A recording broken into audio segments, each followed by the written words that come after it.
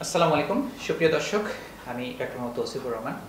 আজকে আমি আপনাদের সামনে হাজির হয়েছি ক্যান্সার সম্পর্কিত কিছু ধারণা নিয়ে আলোচনা করার জন্য এবং তার সঠিক ব্যাখ্যা নিয়ে আলোচনা করার জন্য।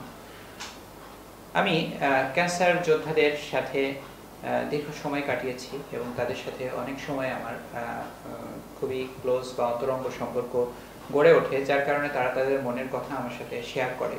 তো তার ভিতরে দুর্ভাগ্যজনক হলেও একটি কথা আমার মনে খুবই দাগ কেটে আছে, সেটি হচ্ছে যে ক্যান্সার একটি ছোঁয়াচে রোগ এবং এই জিনিসটা থেকে একটা ক্যান্সার রোগী আমাদের পরিবার এবং সমাজে প্রতিনিয়ত অবহেলার শিকার হচ্ছেন।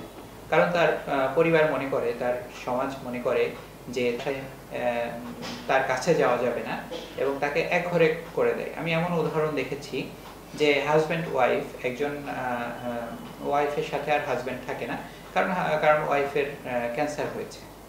আবার এ ঘটনাও অহরহ আছে যে ওয়াইফকে ছেড়ে হাজব্যান্ড চলে গেছে, হাজব্যান্ডকে ছেড়ে ওয়াইফ চলে গেছে, কারণ সে মনে করে যে তার সাথে থাকলে আমারও ক্যান্সার হবে।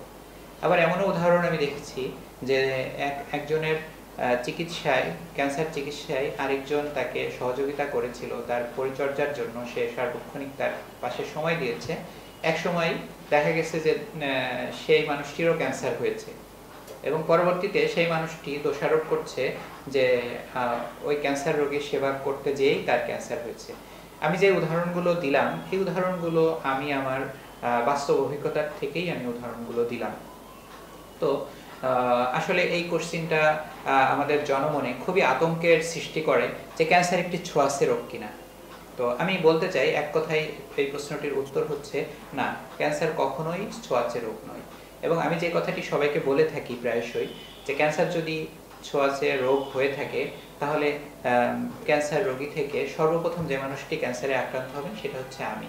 কারণ আমি একজন ক্যান্সার চিকিৎসক এবং ক্যান্সার রোগীদের আমি প্রতিনিয়ত ক্যান্সার রোগী দেখে থাকি। তো কথাটি একদম সর্বাংশে একটা ভুল এবং হচ্ছে 100% একটা অসত্য একটা ধারণা। এবং একজন ক্যান্সার রোগী আরেকজন ক্যান্সার তার সঙ্গীর সাথে একসাথে ঘুমাতে পারবেন, শারীরিক সম্পর্কে লিপ্ত হতে পারবেন, স্পর্শ, চুম্বন, একই থালায় খাদ্য গ্রহণ বা একই পাত্রে বা গ্লাসে পানি খাওয়া, একই গামছা ব্যবহার করা, এমনকি একই বাতাসে নিঃশ্বাস নেওয়া ইত্যাদির মাধ্যমে ক্যান্সার কখনোই ছড়ায় না। এমনকি একজন ক্যান্সার রোগী আরেকজন রোগীকে রক্তও দিতে পারেন। তো সুতরাং এই ব্যাপারটি বলার জন্যই আসলে আমি আজকের এই বিষয়টি সামনে রেখেছি যে ক্যান্সার কোনোভাবেই একটি ছোঁয়াচে রোগ নয়। পৃথিবীতে যতগুলো ক্যান্সার রয়েছে সবগুলো ক্যান্সার তো নয়ই, এবং ক্যান্সার হওয়ার যে কারণগুলো আছে সেই কারণগুলো ছোঁয়াচে নয়। তো সুতরাং আসুন আমরা এই সামাজিক কুসংস্কারটাকে আমরা নিজে সচেতন হই, নিজের পরিবার ও সমাজকে সচেতন করি। একজন ক্যান্সার যোদ্ধার অনুকূল একটি পৃথিবী আমরা গড়ে তোলার জন্য তার সহযোদ্ধা হিসেবে আমরা কাজ করি। আসুন নিজে সচেতন হই, পরিবার ও সমাজকে সচেতন করি। আপনার সকলের ঐকান্তিক প্রচেষ্টায় দূর হোক ক্যান্সার চিকিৎসার সকল অন্তরায়। সবাই ভালো থাকবেন। আসসালামু আলাইকুম।